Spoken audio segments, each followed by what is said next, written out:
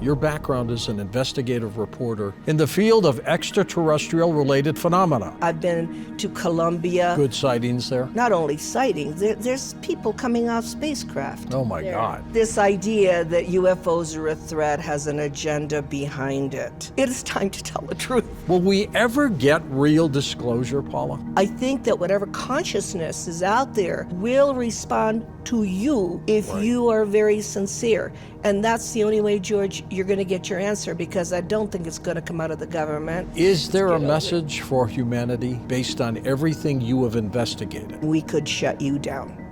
Like that? Like that.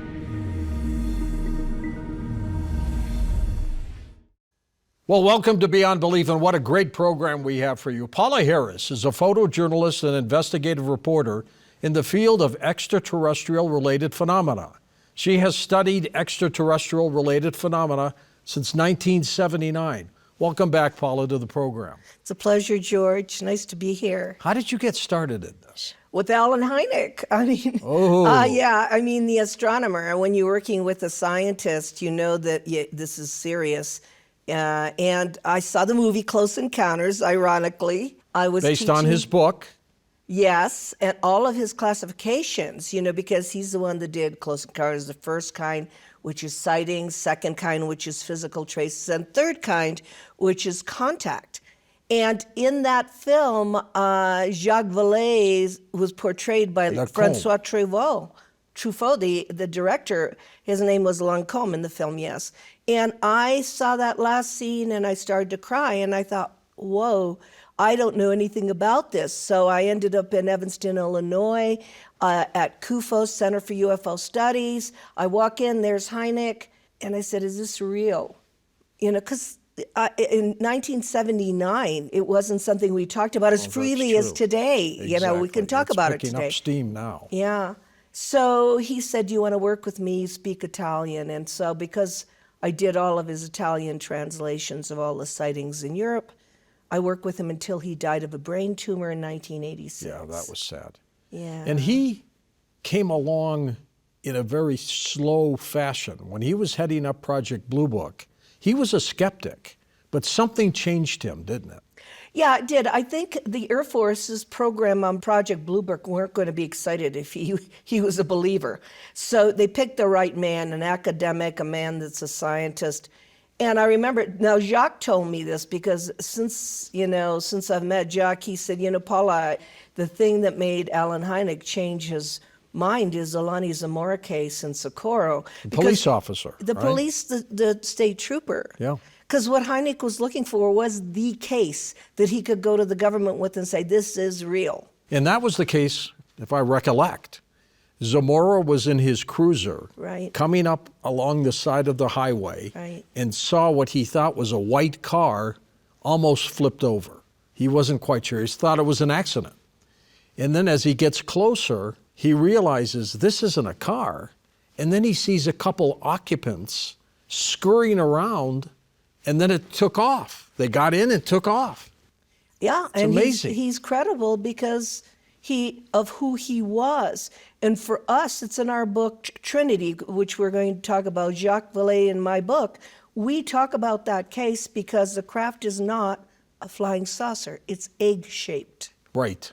See, I thought when I first heard about this case that it was a lunar module moon landing test because it kind of looked like that. Right. It had that kind of tripod look to it. Right. I thought maybe that was it, that's what he saw, but it wasn't. No, he saw little people. Yeah. And it gets complicated. And when people see little people, they're seeing something that even today nobody wants to talk about, and that's who's inside the craft. Tell us about Jacques Vallee. How did you meet him? Well, I started working on the San Antonio case, 1945 crash, and actually you've had Remy Baca and Jose Padilla on your show, on your radio show years ago, because I brought them there. Right. Two little boys who see a crash, 1945, and they were alive, and I know where it crashed because I've been to that location so often now. So I was working on it, and nobody paid attention to it, George. They just didn't It was a great story. It was a great story. And then Jacques started working on it 4 years ago because he was in Dattle, New Mexico collecting metal samples. So he wrote me a letter and he said, I hear the case that you're working on has metal. And I said, yeah, the 9-year-old went in and pulled it off the wall of the UFO.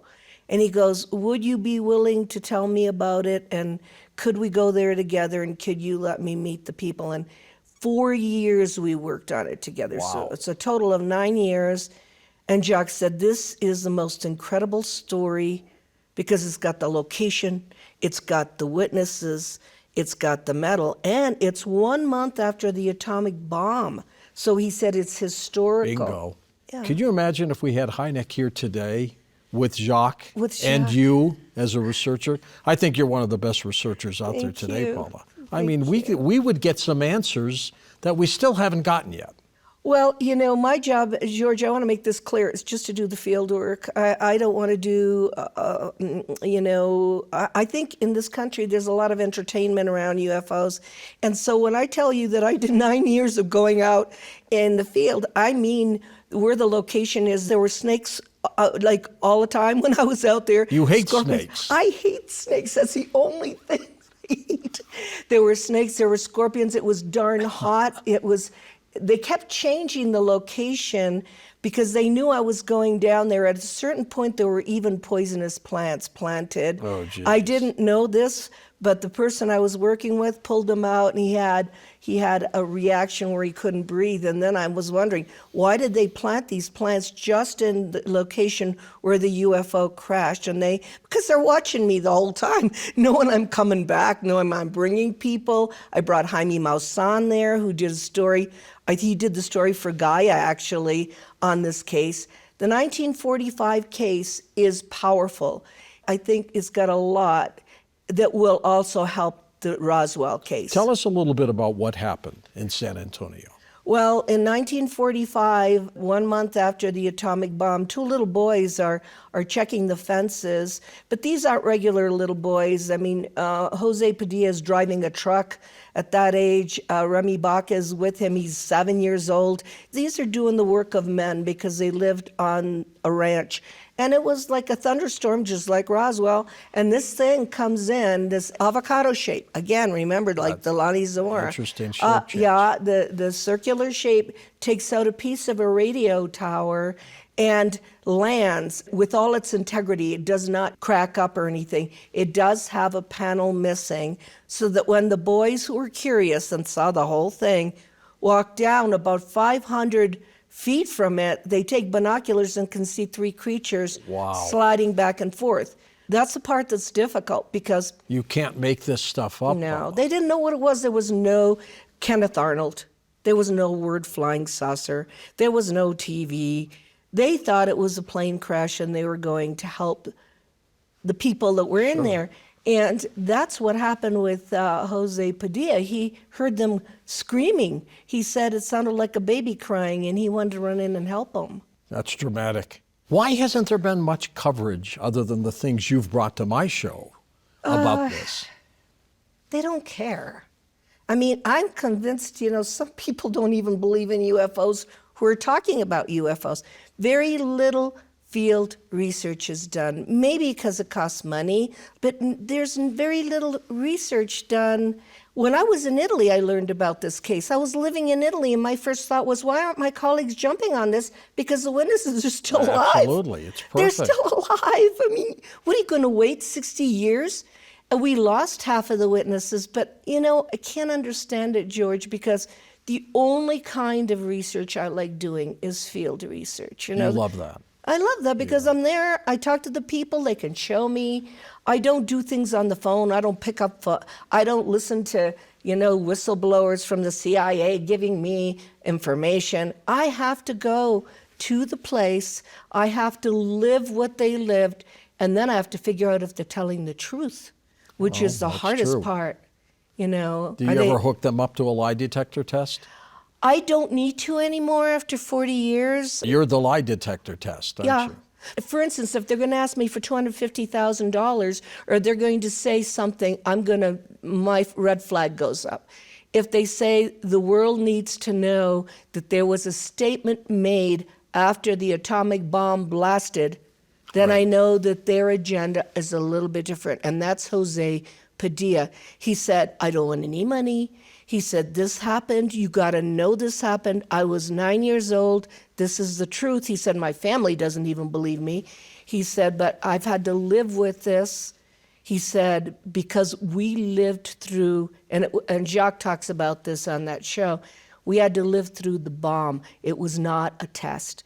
That bomb that was exploded there was as powerful as the one in Nagasaki. Right. And they never told Hiroshima. the people, and there was 70,000 people living there, and the rain, the plutonium, or whatever the rain was. They were all exposed. 150 miles out. Jeez. Nobody knew. What happened to the oval-shaped craft? Well, it took them about 7 to 8 days to recover that, and they had to make a road. The road that's down there now is made by the Army.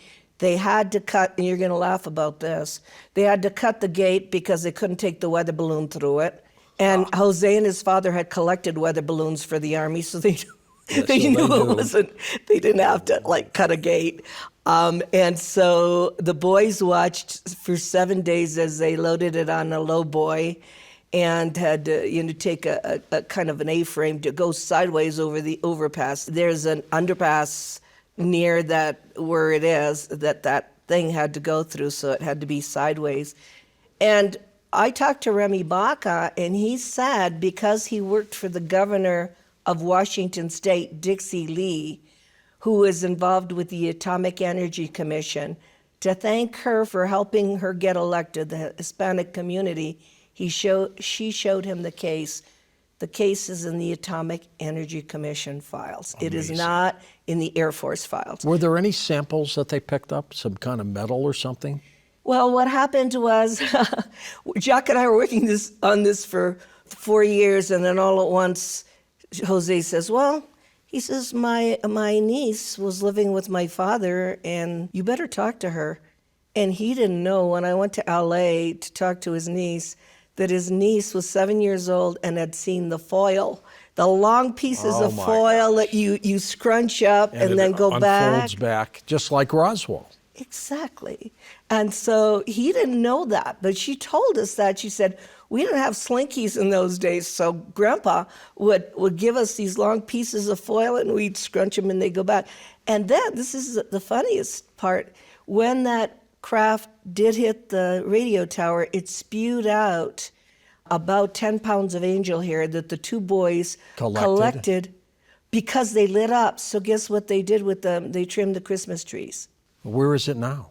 Well, this is 76 years ago. So the house that they were living in, and I went to the location, burned down. And because this stuff was so beautiful, and they had 10 pounds of it that lit up in pink and purple and so forth, could have been fiber optics or like that. Could have been. They gave it to all the neighbors. So I said to Jose, look, you're going to need to talk to all your neighbors to see if they have any Christmas decorations left. They might, in boxes. Yes. From, Yes, because they gave it to all the neighbors. Because the neighbors saw it on the windows. What they put it on the discovery, windows. Paula, if they're still there. Oh, that would be amazing, wouldn't it? Oh, my God, get great material. Because that's the original material. And I'm thinking of, you could start a movie with these kids just decorating the Christmas trees and then flashback to they're picking it up and all the mesquite and all the bushes. Because they picked it up. It was so pretty. It lit up by itself.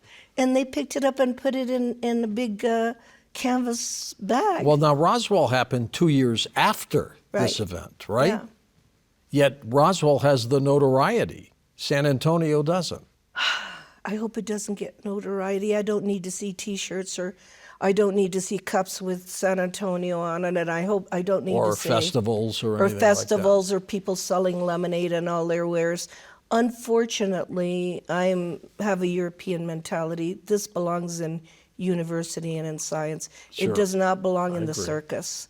And the problem with the UFO material, the way it's presented is, if you're at the Marriott and you've got a conference and somebody walks by who's a scientist and he sees like a rubber alien out there, he's not going to come in.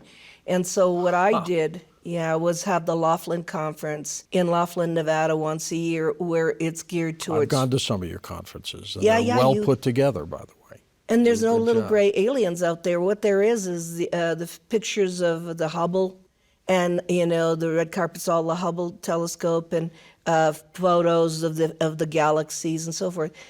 I think Jacques and I have one thing in common, George. We want science to get involved. And that's so important. And that's your background. Your background is an investigative reporter.